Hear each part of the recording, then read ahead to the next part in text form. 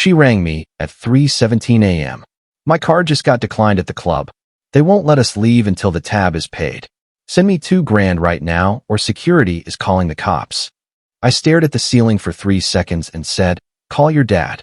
Then I switched my phone off and went back to sleep. The call I got from the Miami Beach police the next morning was the wake-up I never asked for. Let me lay it out quick, because this whole thing is wild, and there's a lot to unpack. I'm 30, was engaged to Tiffany, 27, for the last 8 months. We never moved in together because I wanted to be damn sure we were on the same page before signing anything long-term.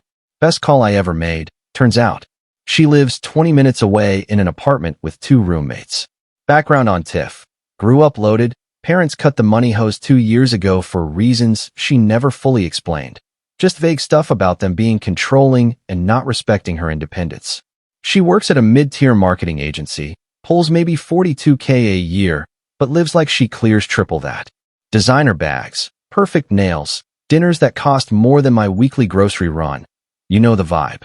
We've been clashing over money for months. She genuinely believed boyfriends are supposed to foot every bill because that's what real men do. I'm a commercial HVAC tech. I do fine, but I'm not a walking ATM. I told her on date 3 that I wasn't bankrolling a champagne lifestyle on a craft beer budget. She smiled and said she was cool with it. She wasn't. The real poison started when her college friend group got more involved. For girls who all married finance bros or trust fund heirs, their daily routine is shopping, brunch, and flexing on Instagram from places with $300 tasting menus. They never let Tiffany forget that she fell behind. Snide little comments about how tragic it is that she still has to clock in somewhere, how sad her handbag game had become. I told her a dozen times those women weren't friends. They were a country club with claws. Real friends don't shame you into 5-figure weekends just to prove you still belong. But belonging mattered more to her than breathing. 3 weeks ago, her friend Madison got engaged to some private equity guy. They threw the engagement party at a private rooftop downtown. Open bar, raw bar, the kind of event that costs more than my truck. I stood there watching grown women compare carat weights and vacation itineraries like it was high school homecoming. Tiffany borrowed a dress from her roommate and spent the whole night shrinking. Kept whispering how lucky Madison was to have a man who could give her that life. That's when the light bulb flickered for me. She wasn't looking at me as her partner. She was running a silent auction on my future earnings. The next week, the ring comments started. Mine is a clean 1 carat from a normal jeweler. Apparently, that's embarrassing next to Madison's 3-carat oval that probably ate $500,000 bonus. Tiff casually showed me photos, sighed a lot, talked about how every bride deserves to feel special. I shut it down fast, told her we set a budget together, and if she needed to keep up with heiresses, she should have vetted my W-2 before saying yes. She swore it wasn't about competing. I'd already overheard her on speakerphone crying to Charlotte about how mortified she was to post my K's ring on her hand. 2 weeks ago, she announced, not asked, announced, that the bachelorette was locked in for Miami. Already had the group chat going, deposits down, the works. Roughly $3,000 per girl for flights, hotel, dinners, clubs. Then she hit me with the punchline. I was covering her share and her sister's as an engagement gift. $6,000 total. I laughed out loud and asked whose savings account she thought was catching fire for bottle service in South Beach. Fight of the century followed. She called me controlling, cheap, said any guy who loved his fiancée would want her to have one epic weekend. I told her she could pick the trip or pick me, but she wasn't getting both on my dime. She disappeared for 3 days, crashed at Charlotte's, and came back with a triumphant grin. Daddy came through and was wiring the money for the trip if she promised to be more responsible moving forward. I raised an eyebrow. She'd sworn her parents were dead to her financially, but she insisted they still helped with big life moments. Fine.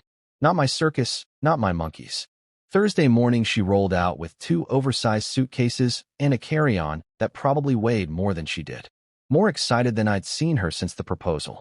Posted first-class seats that definitely weren't coach like she originally booked, and bottomless mimosas at the gate. Red flags started popping immediately. Thursday night, dinner at a place where sides are $45. Friday, private cabana that rents for $600 a day minimum.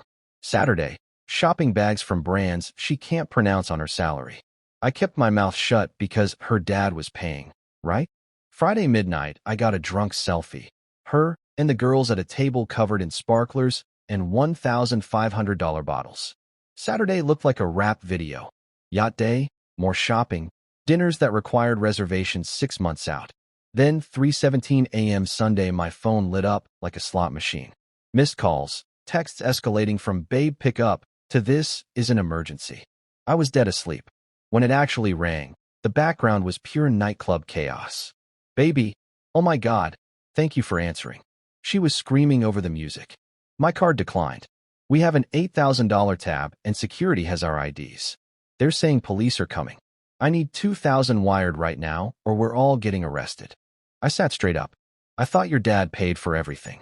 "He covered hotel and flights, but we went over budget and my cards are maxed and the girls don't have cash." So there it was. No daddy money. The entire weekend, first-class upgrades, $1,000 dinners, bottle parades, was on credit she couldn't pay. And now the bill was due at 3 a.m. in a Miami nightclub. How much is the tab exactly? 8,000 something, but they said 6 cash tonight and they'll let it go. 8 grand in one night. On booze. I took a breath. Call your dad. I can't keep asking him. Please, just this once. You lied. This whole trip was on cards you can't pay. And now you expect me to fix it at 3 in the morning. She started sobbing. Don't do this to me. I'm scared. We can figure everything out tomorrow. Call your dad. I repeated, calm as I've ever been. I'm not your bailout app. Then I hung up, powered the phone completely off, and slept like a baby. 9 a.m. I turn it back on. 57 missed calls, texts that went from bargaining to hysterical. Then at 11:07 a.m., a Miami number I didn't know. Mr. Morrison? This is Sergeant Rodriguez, Miami Beach PD. We have your fiancée, Tiffany Walsh, in custody. She asked us to contact you. My stomach still dropped even though I saw it coming. She and 3 friends attempted to leave a nightclub without paying a substantial tab. When officers responded, Ms. Walsh became combative. She's being charged with theft of services and disorderly conduct. She'll be released this morning if bail is posted, 1,000 cash or bond. She was very confident you'd handle it. I rubbed my face. Sergeant, I'm not in Florida, and I won't be posting bail or covering the club tab. She'll need to call family. Long pause. You're certain? Positive. I hung up and just sat there, stunned that we'd actually arrived here. Next few hours were a circus. Each of her friends called to scream at me. Charlotte said I abandoned my fiancé in her darkest hour. Madison called me an abuser. Sarah said I was destroying their friend group. I told every single one the same thing. You girls pressured her into this trip. You pool your husband money and get her out. My Venmo isn't a group chat charity. Around 3 p.m., I got a call from a number I didn't recognize. Tiffany's dad. He was already at the airport, boarding a flight to Miami. Jacob, we need to talk. About what, sir? About the fact my daughter spent the night in jail because her fiancé wouldn't help her. I almost laughed. She manufactured that emergency with lies and maxed out cards. I'm not enabling it. He sighed like a man who'd had this conversation 1,000 times.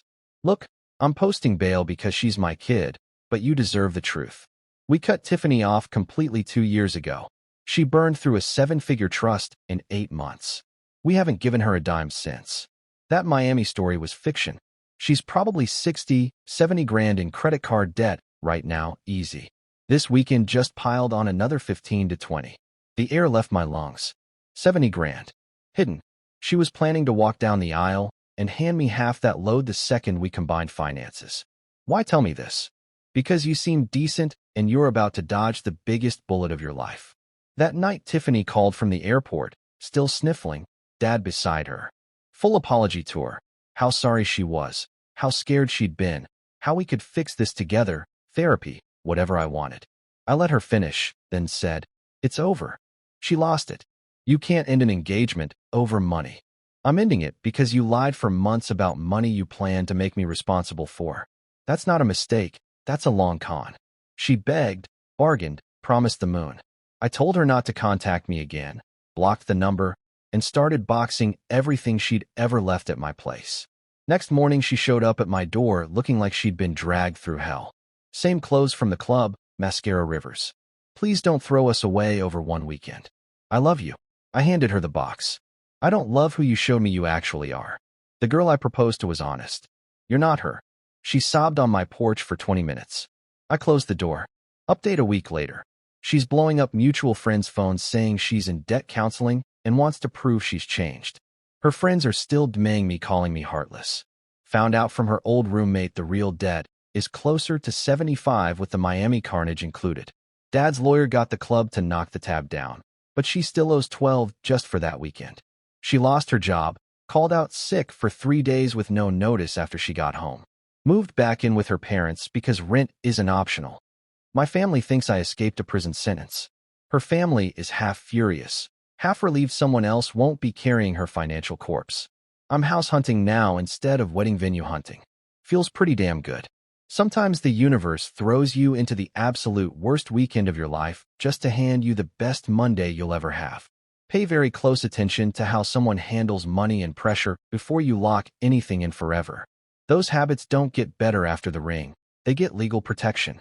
I thought I was planning a marriage. Turns out I was auditioning for a second job as a debt collector. Glad I didn't get the part.